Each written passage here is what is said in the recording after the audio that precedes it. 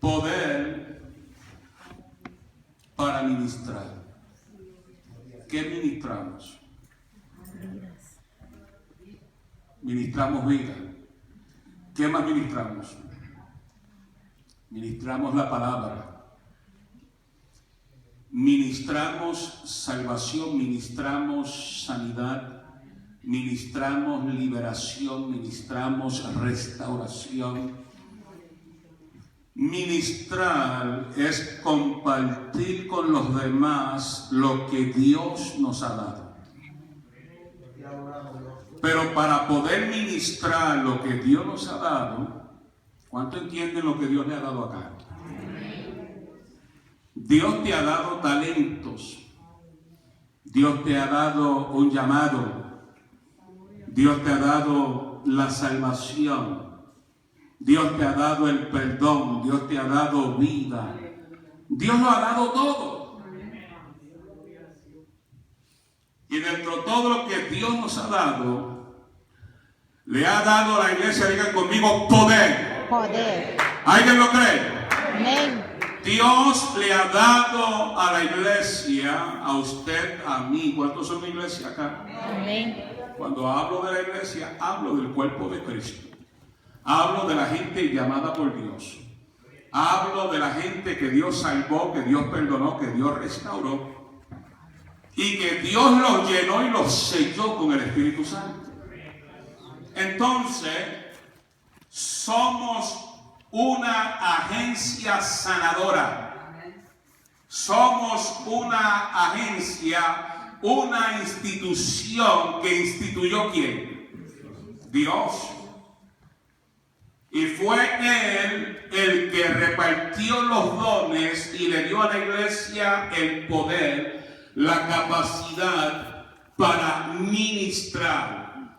No ministramos política, no ministramos ideas, filosofías, ministramos lo que dice la palabra, la Biblia. Todo esto comenzó desde el Génesis y continuará hasta el Apocalipsis y continuará hasta que Cristo arrebate la iglesia.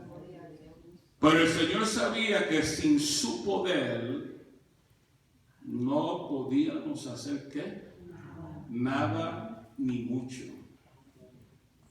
Porque para poder ejecutar lo que dice la Biblia se necesita poder de Dios. Dínamo, que implica una explosión.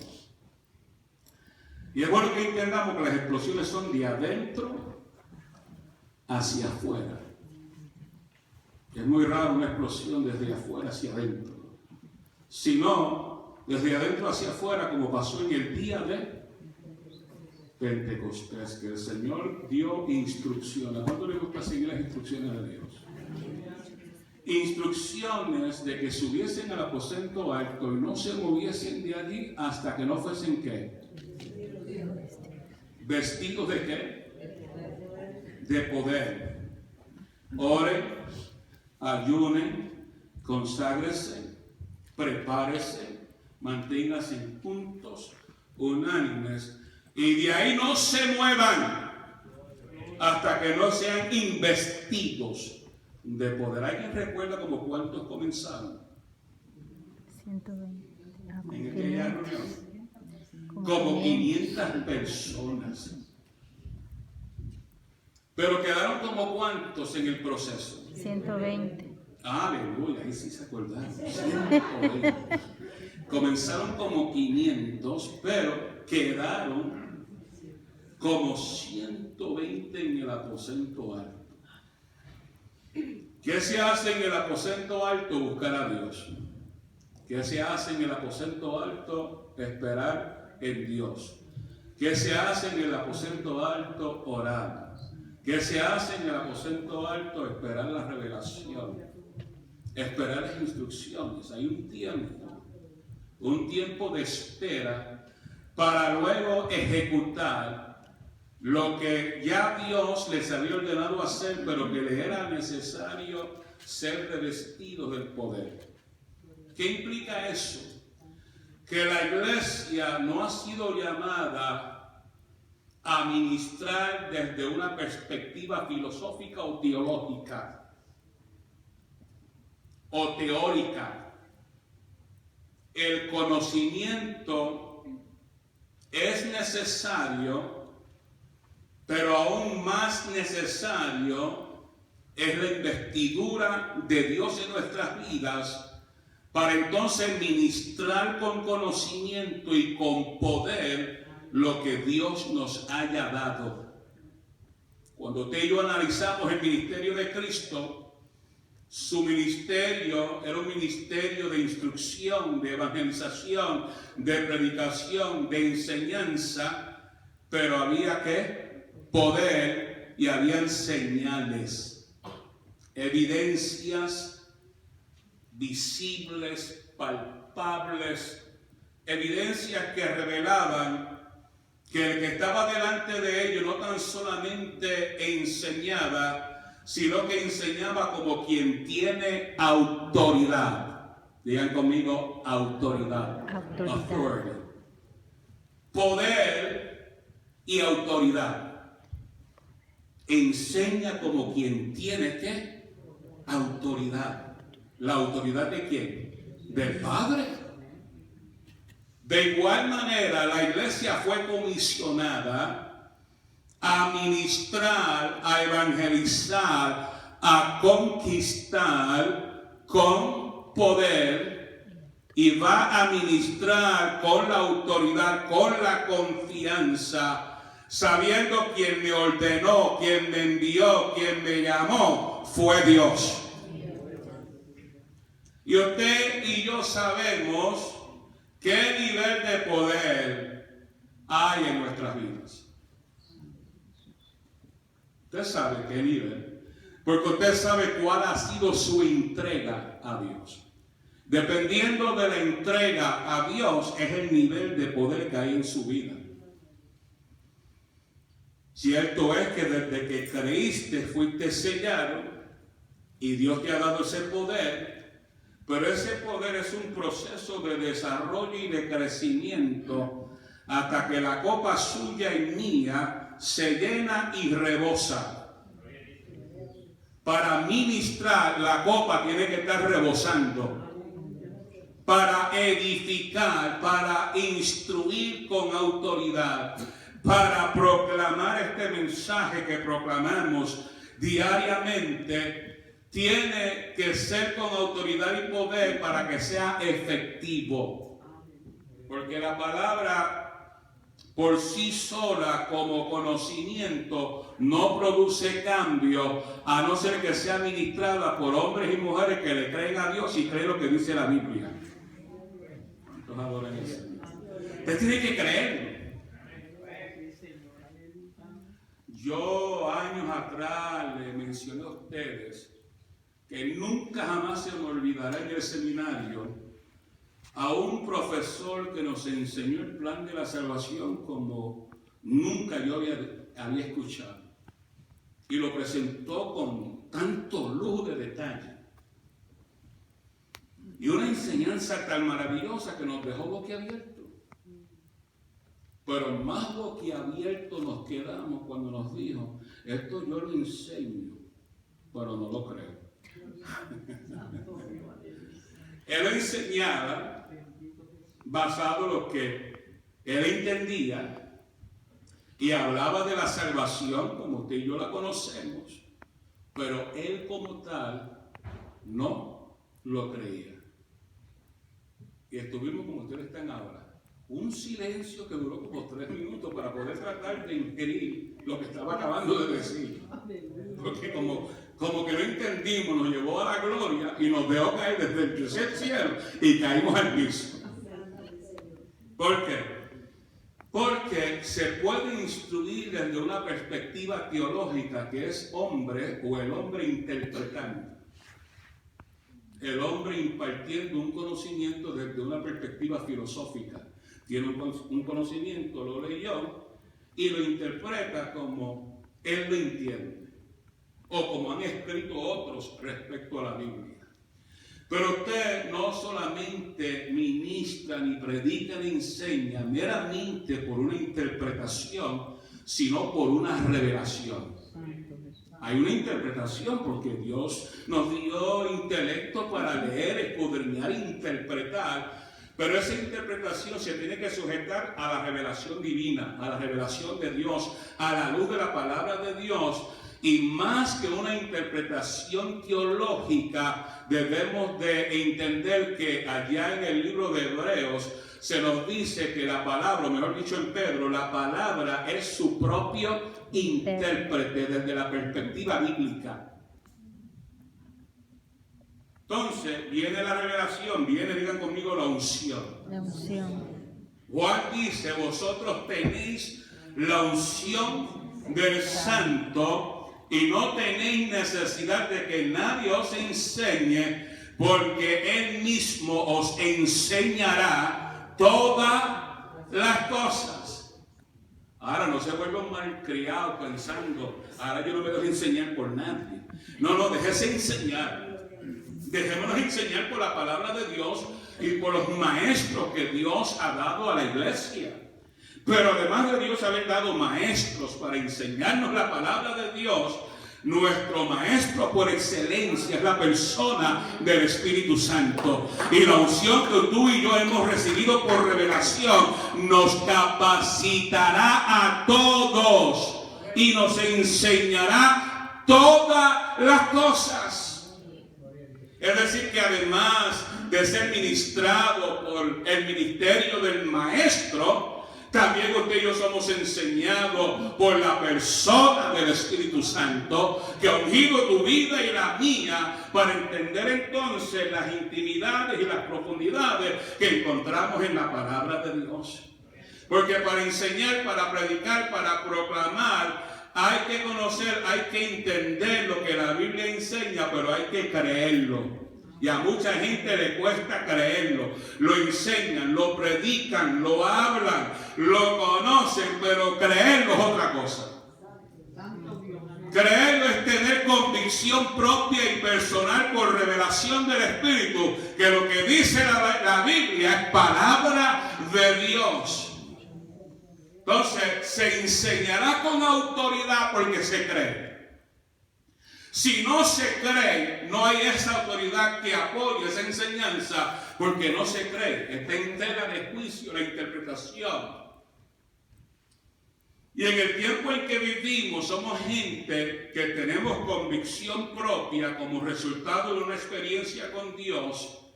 Y esa convicción propia te ayuda a ti y a mí a entender que lo que Dios te ha revelado, lo que Dios te ha dado por el Espíritu es la palabra de Dios. Yo lo creo y como lo creo ahora lo proclamo, lo enseño y lo ministro. Y aunque digan lo que diga la gente, usted está seguro en quién ha creído y en lo que ha creído. Y de esta manera entonces va a ministrar con poder, que a la vez es ministrar con libertad. Con certeza, con seguridad, sabiendo de qué estoy hablando, porque lo dice la Biblia y porque lo creo y porque el Espíritu Santo me lo ha revelado y me lo ha confirmado, porque el Dios que le habló a los escritores de la Biblia es el mismo Dios que te habla a ti y a mí. El mismo Dios que inspiró a los autores de la Biblia a escribir todo lo que escribieron por revelación. Es el mismo que te capacita a ti, a mí, a todos para entender esta es palabra de Jehová. Y entonces uno es sensible a la voz de Dios y dice, habla Jehová, que tu siervo oye. Y día a día, por esto es que este mensaje acá es una fuente inagotable. Día a día hay un trato personal con cada cual. Hay un trato personal. Hay una revelación personal. Usted recibe la enseñanza del maestro y el maestro le bendijo, le edificó. Pero dentro de ese proceso, Dios te da una revelación de esa misma enseñanza y te presenta otro aspecto de esa revelación. Y al otro día te va y lee el mismo pasaje bíblico y le da otra revelación. ¿Cuántos alaban al Señor? De ese mismo pasaje bíblico, y Dios va ampliando el conocimiento de la palabra de Dios por revelación a la vida suya y mía. Porque, hermano, lo que ministramos es inagotable y produce vida. ¿Qué hace este texto diferente a los demás textos? Que en ella hay vida. Al hablarla se transforma la gente que oye. Las leyes no transforman al hombre, sino condenan al hombre. ¿Por qué? Porque si la desobedece, es violador de esa ley y lo condena. Esta palabra no condena al hombre. Cristo fue claro: no he venido a condenar al mundo, he venido a salvar al mundo. Si el hombre se condena a sí mismo por desobediente. Pero esta palabra vino a transmitir vida. Es tan poderosa que usted puede leerla y ser sano. Usted puede leerla y ser liberado. Usted puede leerla y ser fortalecido. Usted puede leerla y estoy seguro que cada uno ha habido experiencia como el Espíritu Santo le ha ministrado con solamente leer la palabra de Dios. Al leerla nada más. Imagínese cuando usted comienza a escudriñarla. Imagínese cuando usted y yo comenzamos a pedirle a Dios sabiduría, gracia, conocimiento, revelación, interpretación. La gloria es mayor todavía. Entonces Dios hace todo esto con nosotros para que entonces cuando nos lancemos a ministrar la palabra, usted lo haga con certeza. No lo haga meramente por conocimiento, porque queda simplemente como conocimiento que llena el intelecto, pero no el alma. ¿Alguien me escuchó?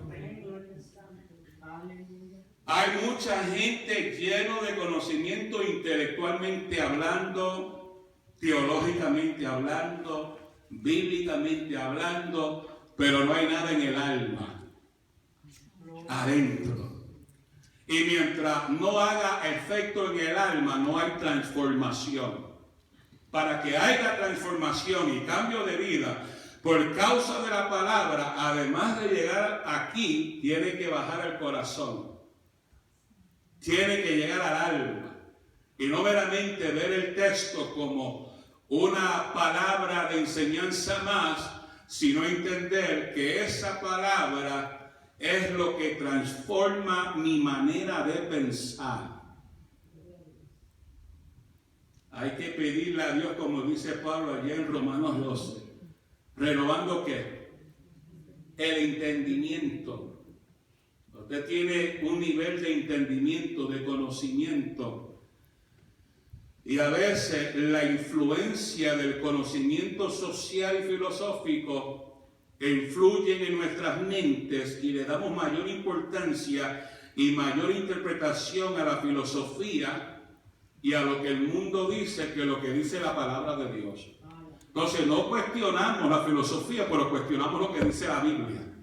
Entonces Pablo dice que es menester que renovemos, que innovemos cada día nuestra mente, para que logremos tener la mente de Cristo y tener ese conocimiento claro de la palabra de Dios, para que ahora usted y yo nos lancemos a ministrar con poder. Ustedes notarán que en el ministerio de Cristo los discípulos andaban para arriba y para abajo con Jesús, pero no ministraban con Jesús. No comenzaron a ministrar hasta después que Cristo ¿qué? Ascendió. Murió, resucitó, se fue, y luego que los discípulos fueron investidos del poder de Dios, es que ellos comienzan a ministrar. Porque los discípulos estaban en training, estaban en un tiempo de entrenamiento. El Señor los estuvo por 3 años y algo allí viendo, observando, haciendo preguntas, cometiendo errores, siendo incrédulos. Si usted lee el libro de Mateo y de Marcos, va a encontrar que todos dudaron en su corazón. Fueron incrédulos. Pero el Señor siguió trabajando con los 12 incrédulos. ¿Cuántos alaban a Dios? Porque Dios entendía la naturaleza humana de ellos y que estaban en un proceso de entrenamiento. Y ustedes saben que los mismos fariseos criticaron a Jesús porque notaban que los discípulos de Cristo no oraban, no ayunaban, no practicaban la ley, no se lavaban las manos. Y estaban allí los fariseos, los religiosos, buscando qué criticar del ministerio de Cristo y de la gente que caminaba con Jesús. Y Jesús les dijo, no tienen necesidad de hacer estas cosas porque andan con el esposo, están de fiesta, están de boda, están bajo la bendición de Dios, no lo necesitan. Pero llegará el día que sí que lo harán cuando ya no esté Cristo allí. Y dicho de paso, por cierto, sí, después que Cristo se fue, entonces sí se sometieron a las instrucciones de Dios, entonces sí tuvieron que orar y ayunar y consagrarse y procurar la espera del Espíritu Santo en el día de Pentecostés en el aposento alto. Y de ahí entonces se lanzan a desarrollar el ministerio. Pero antes de la muerte de Cristo estaban en ese entrenamiento, recibiendo la enseñanza, viendo lo que Jesús hacía. ¿Cuántos han leído Mateo, Marcos, Lucas y Juan? Sus 4 libros del Evangelio lo que están es relatando ligeramente el ministerio de Cristo. Todo lo que él hizo. Y dentro de todo lo que él hizo, salvó, sanó, liberó, restauró, fortaleció, enseñó, corrigió, reprendió. Un ministerio dinámico y activo, constante. No hubo un día después que salió de los 40 días de ayuno y oración, que fue probado allí mismo en el desierto, para entonces comenzar ¿qué? Su ministerio. Y ustedes notarán que su ministerio fue poderoso, dinámico, exclusivo, único. Pero lo grande de todo esto es que él mismo dijo que cosas mayores que las que él hizo habríamos en su nombre. ¿Cuánto dan gloria a Dios por eso? Cosas mayores que las que él hizo. O sea, él quiere que tú y yo, ¿cuánto lo creen? Que nosotros como iglesia en el pleno siglo XXI hagamos cosas mayores que las que hizo Cristo. Eso hay que creer, eso hay que declararlo, eso hay que recibirlo, eso hay que proclamarlo, eso hay que enseñarlo, eso hay que experimentarlo. La iglesia no puede limitarse a un mensaje teórico, su mensaje tiene que tener una proyección de práctica, de evidencia. Ya la gente no quiere saber de la teoría, quieren ver la evidencia de la verdad de la palabra de Dios. Entonces la iglesia hoy tiene un gran reto. El reto de demostrarle al mundo que aquí hay poder. Con esos 3 amén macho. Ahora hay que más que diga amén ahora. La iglesia tiene que demostrarle al mundo que en esta casa, en tu casa, en tu vida, en mi casa, en mi vida, en esta iglesia a nivel congregacional hay poder, no de boca, que hay poder de Dios en este lugar. Poder para predicar, poder para enseñar, poder para ministrar en el área que sea, poder para sanar a los enfermos. ¿Alguien lo cree aquí? Amén. Poder para echar fuera a los demonios. Ese espíritu, uy, yo no brego con eso. No me creo. No, eso es lo que dice la Biblia. La Biblia le dio poder a la iglesia, a los creyentes, desde los tiempos primitivos, para que la iglesia en su nombre sanase a los enfermos y echase fuera a los demonios. Entendiéndose que la misión primordial de la iglesia es la proclamación de su reino. Pero en esa proclamación del reino escuche que le dije, tiene que ir acompañada con las señales de que los enfermos sean sanados, de que los endemoniados sean ¿qué? Liberados. De esta manera la gente creerá, porque vivimos en un tiempo como en todos los tiempos donde la gente es incrédula y aún viendo le cuesta creer. Imagínense si no ven nada. Entonces, el reto suyo y mío es que, además de entender que Dios nos ha dado el Espíritu Santo y nos ha dado poder, no podemos quedarnos con la mentalidad tengo poder porque hablo lengua. Tengo poder porque sentí un correntazo. A saber si fue el frío que está haciendo afuera hoy. Y le sacudió la carne. Y es el frío que lo tiene temblando, no es el poder de Dios. ¿Están viendo? El poder no consiste en lo que siento. El poder consiste en cuán efecto o cuán efectivo es la proclamación y la declaración de la palabra. Poder no es mucho ruido. Haga ruido, es bueno hacer ruido. Pero poder no es ruido. Hay mucho ruido en muchos sitios y poco poder. Nosotros, por tradición y por cultura, nos gusta hacer ruido. Nosotros hablando hacemos ruido. ¿Ustedes no han visto las reuniones familiares de los latinos? Parece que lo que hay es una pelea. Eso es parte de nuestra cultura. Y por naturaleza, no todos, pero la gran mayoría tenemos una voz alta.